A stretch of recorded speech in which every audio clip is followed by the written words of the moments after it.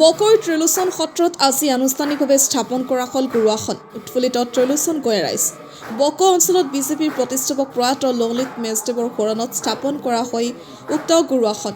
উক্ত গুৰুআসন স্থাপন অনুষ্ঠানত প্ৰয়াত ললিত মেছ সহধৰ্মিনী মণি মেছ যুৱনেতা তথা বকো ছয়গাঁও সমষ্টি বিজেপি প্ৰাৰ্থিত্বৰ প্ৰত্যাশী ৰাজু মেছ, বকো মণ্ডল বিজেপিৰ সভাপতি হিৰণ্য নাথ, চমৰীয়া সত্ৰাধিকাৰ নিগমানন্দ অধিকাৰীকে ধৰি বহু সংখ্যক বান্ধৱ আই মাতৃ উপস্থিত থাকে। আজি অনুষ্ঠান হৰিভকতি আৰু কৃষ্ণ বন্দনাৰে মুখৰিত হৈ পৰে।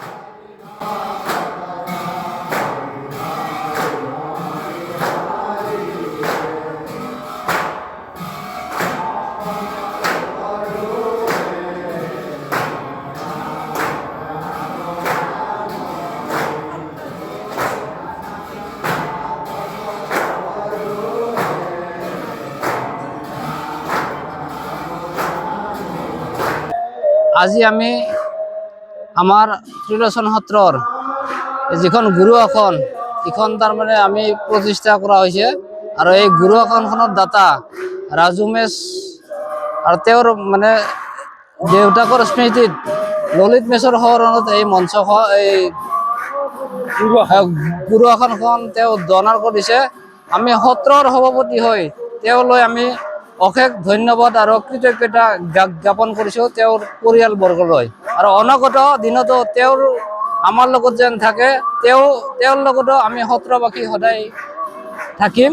আমাৰ বকো ছয়গাঁও সমষ্টিৰ মানে বিজেপি দলৰ প্ৰাৰ্থী হিচাপে ৰাজু মেছক আমি মানে সত্ৰ কমিটিৰ পৰা তথা সত্ৰবাসীৰ পৰা মানে দাবীদাৰ বিচাৰিছোঁ। তেওঁ যেন আমাৰ বকো ছয়গাঁও সমষ্টিৰ মানে দাবীদাৰ প্ৰাৰ্থী হয় আৰু বিজেপিৰ মনোনীত প্ৰাৰ্থী হয়। এই আমি সত্ৰৰ তৰফৰ পৰা মানে দাবীদাৰ হিচাপে চৰকাৰৰ ওচৰত আমি গুহাৰি জনাইছোঁ। আজি অনুষ্ঠানটোত আজি গুৰুআসন প্ৰতিষ্ঠা কৰাৰ মানে এটা কাৰ্য এওঁলোকৰ আছিলে। একচুৱেলি গুৰুআসনখন এওঁলোকৰ মানে এটা দীৰ্ঘদিনীয়া অভাৱ এটা আছিলে। মই কিবা বহু কাৰণে এইটো কথা গম পালোঁ যে এওঁলোকৰ এখন গুৰুআসনৰ মানে আছিলে, অভাৱ আছিলে। আৰু মই নিজে স্বেচ্ছাই এইটো আগ্ৰহ প্ৰকাশ কৰিলোঁ যে গুৰুআসনখন মই ইয়াত দিবা কাৰণে মই ইচ্ছুক।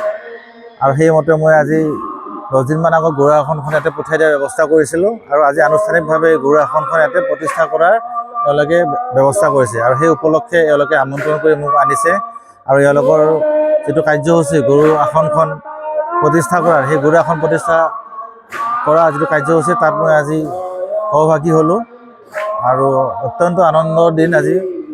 সঁচাকৈ মানে এটা ভাল লগা দিন যে গুৰুজনাই দেখাই যোৱা যিটো আমাৰ আদৰ্শ, সেই আদৰ্শত যে ময়ো কিঞ্চিতমান কিবা হ'লেও যেন মানে এটা অৰিহণা যোগাব পাৰিছোঁ। গতিকে সেইটো উপলব্ধি কৰি নিজৰে ভাল লাগিছে। আৰু আমাৰ যিটো সমাজ ব্যৱস্থা, যিটো আমাৰ অৱদান আছে গুৰুজনাৰ, এই গুৰুজনাই আৰু এই সত্ৰখন ত্ৰিলোচন সত্ৰখনে আকৌ ইয়াৰ প্ৰচাৰ আৰু প্ৰসাৰ যেন আৰু মানে ব্যাপক হ'ব, তাকে মই কামনা কৰিছোঁ, আশা কৰিছোঁ। সকলোকে শুভেচ্ছা আৰু অভিনন্দন জ্ঞাপন কৰিছোঁ। হয়, নমস্কাৰ। আজি আচলতে সঁচাকৈ আমি এক আধ্যাত্মিক পৰিৱেশত থাকি নিজকে বিলীন কৰি সঁচাকৈ আমি সৌভাগ্যৱান হৈছোঁ।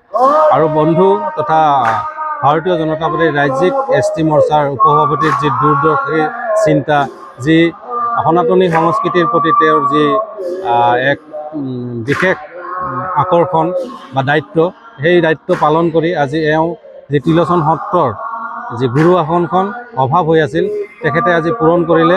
এই তেখেতৰ এক যি সমাজৰ বাবে কাম কৰাৰ যি বা আমাৰ সনাতন সংস্কৃতিৰ প্ৰতি যি তেখেতৰ শ্ৰদ্ধা, ইয়াত এটি জ্বলন্ত উদাহৰণ। গতিকে তেখেত আমাৰ এই যিহেতু সমষ্টিটোৰ এক নেতৃত্ব বহন কৰাৰ প্ৰয়াস কৰিছে, গতিকে তেখেতৰ এই প্ৰচেষ্টাক আমি শলাগিছোঁ আৰু অনাগত দিনত প্ৰভু ভগৱন্তৰ ওচৰত প্ৰাৰ্থনা জনাইছোঁ তেখেতে যাতে যি মন লৈ সমাজৰ হৈ কাম কৰিব ওলাই আহিছে, এই আশা তেখেতৰ পূৰণ হওক, তেখেতৰ সুস্বাস্থ্য কামনা কৰিছোঁ। আৰু পৰৱৰ্তী পৰ্যায়তো এনেদৰে মহান কামবিলাক তেওঁক ৰাইজৰ বাবে কৰি যোৱাৰ মই আশা ৰাখিলোঁ। ধন্যবাদ।